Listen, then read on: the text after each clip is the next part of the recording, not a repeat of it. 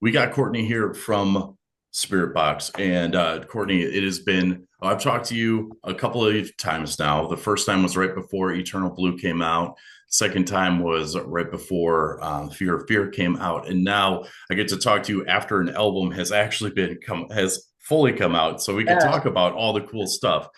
Um, and I just want to start by saying Tsunami Sea is a freaking masterpiece. That is one of the coolest records I think I've ever heard.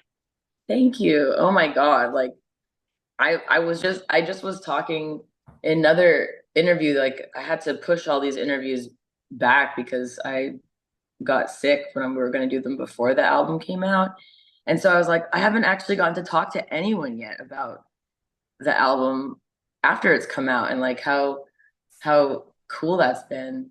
That really means a lot. And I was just thinking about it before, like it feels so satisfying to even have like one person say that, like that they not even like, oh, do I like the songs or not, but just to people be like, I get it. I get I understand what you're saying in here. Or at least their own interpretation of it. And that's been so satisfying. Like so satisfying. And I keep seeing that. And like each person I see say that, it makes me so happy. Like I'm like, I don't even know how I could get more proud of this thing. Like it's been very cool. Yeah, I'm glad that you said that too with the people getting it because like the when I guess the last couple of songs before we got like the singles from the record, he did the Cobra with Megan Thee Stallion, which was so cool, by the way. Got Yeah. my wife like was like called me and was like, "Hey, have you heard this?" I'm like, "Oh yeah, yeah." Yeah. And then like it seemed like it wasn't as a personal record, and this Tsunami Sea felt incredibly sad and incredibly personal. What was, eh, how does it feel? Like you just said, it felt good to be seen with that. And now that it's out, what do you feel about Tsunami Sea? Well, I think that's just a great example of, I think the more I'm still getting used to like being a professional musician. It's been a long time that I've been doing this now, but it just doesn't feel like a long time because I've said before, like my life, my life of like working, a couple of jobs, like retail jobs and food industry jobs and stuff, and just making minimum wage and trying to move out of Michael's parents' basement and like,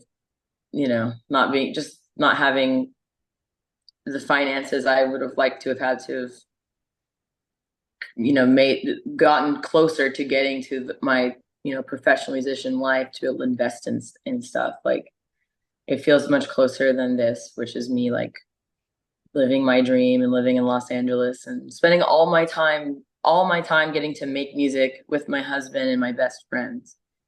It so it all feels so weird. Like and it's very confusing to me and over time like I've become like much more private than I was. Like I've become extremely private about like actual like struggles, like my mental health and stuff. And but then it's weird because then I have this need to be understood by people. But I don't want to tell strangers like of my journey and like what it feels like being me, but I then feel compelled to in a different way. So it's like that's what that's what these songs are. So that's why you feel that like it's like hopefully people like Michael and myself who were people that don't feel comfortable like talking to people about these feelings, but we do feel comfortable and it's like therapeutic to show how we feel and maybe perhaps the listener absorbs some of that.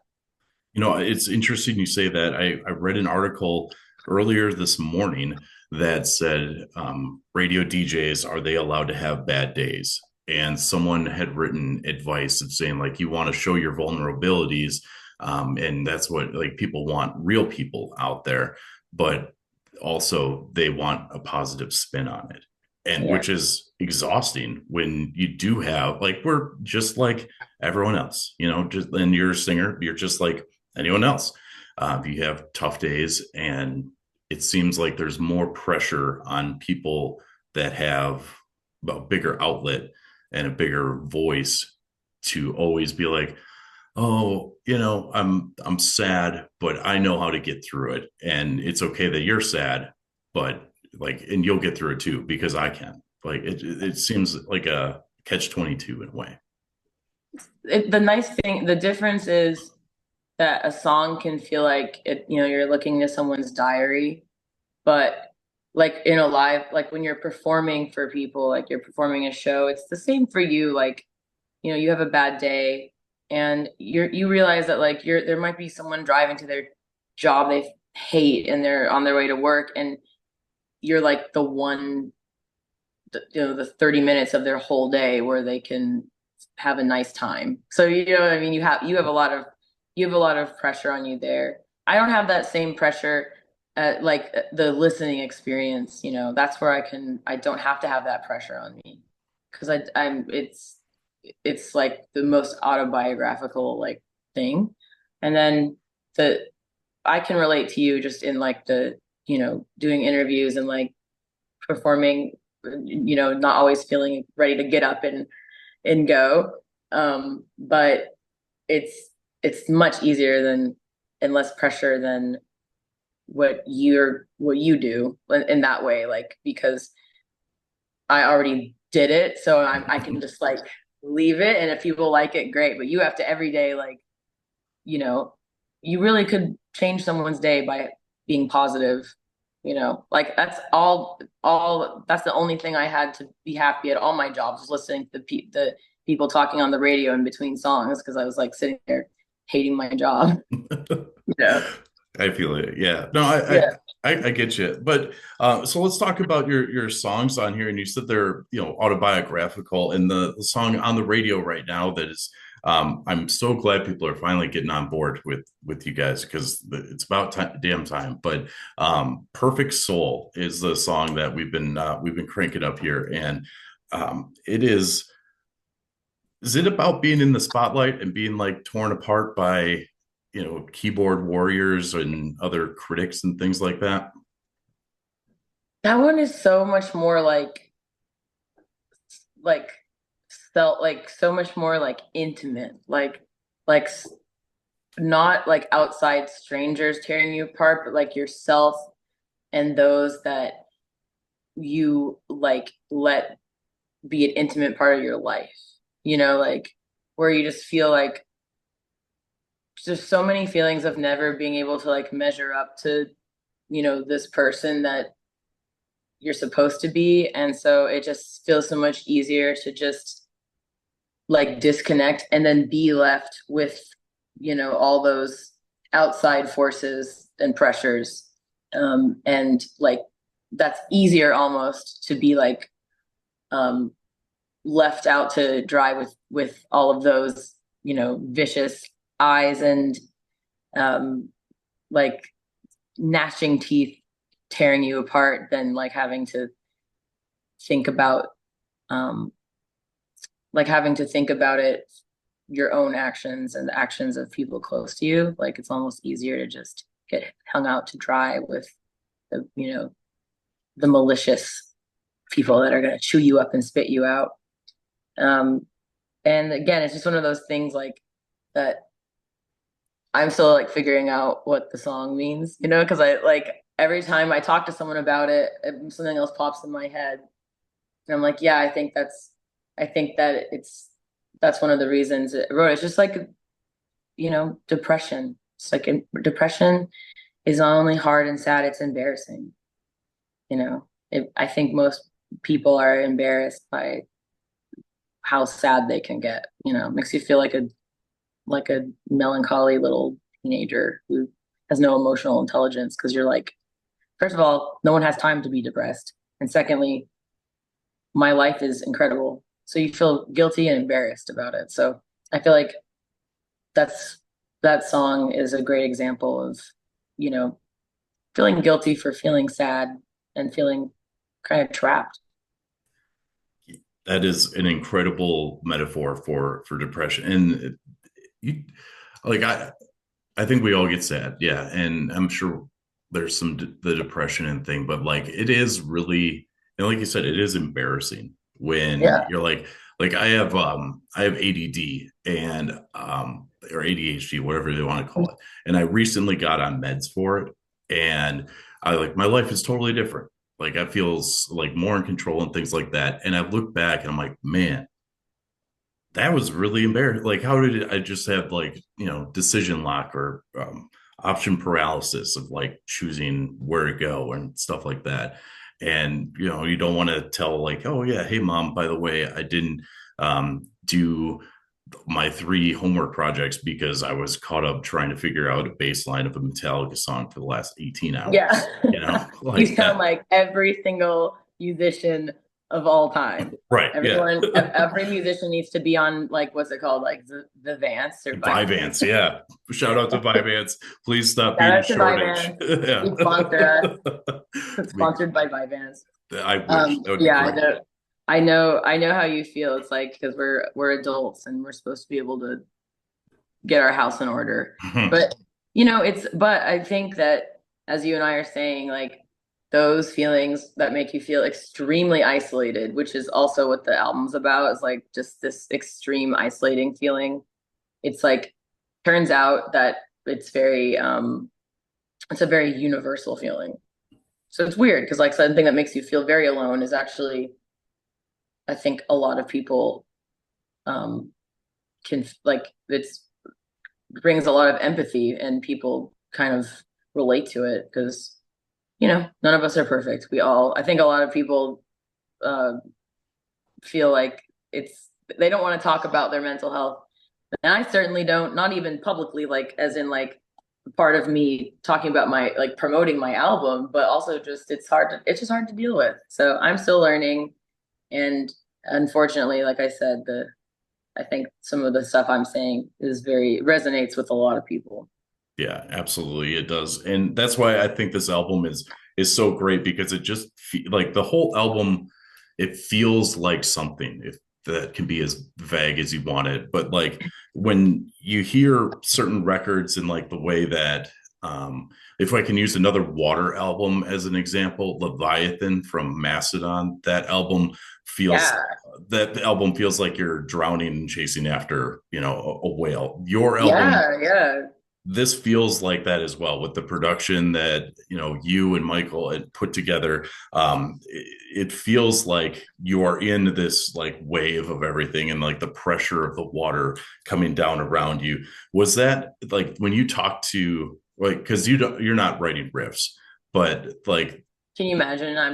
I secretly I'm the shredder. you're the whole thing. That's the Yeah. whole. But like, did you say like, hey, I want the a theme to be like this, or did they just come up with a bunch of like great songs that fit what you were going for? I it's the same way, like the only way I can like explain myself and like um the only way I can explain myself to about anything is singing and like singing and writing lyrics. And it's the only way that I can express myself. The only way that Michael can express himself outwardly is through music. So every little sound that you know he's like me. He has difficulty expressing or feeling ashamed of the sadness or anger or isolation. And so he, just like I do, the singing parts, he, every single little piece of music you're hearing, every single little noise is like so intentional by him to be like a vehicle for what I'm saying to come across like the subconscious part, which is all that's like the really cool part is the I'm like my thing is like the conscious part that you're gonna absorb. And then Michael is always trying to subconsciously push that message within the musical part. So again, like that is so satisfying to both of us because we painstakingly nerd out. Like you're saying that you're nerding out about you're hyper fixating on the bass line or whatever. Like that's I that resonates with us. Let's just say that. That's So awesome. I'm happy that it comes across. And I'm so thrilled with the album, and I we could talk forever. We just got the 5 minute warning, but one thing that we talked about, I think this last time we chatted, I was like, what bands do you want to go on tour with? And one of those bands was Loathe. And now you finally get to go out on tour with them. How stoked are you? And also that tour is fucking sick. So yeah, Are you going to be able to come to like, are we going near any of yeah, those? I'll be at the Madison show on April 26th. I'll be Cool. there.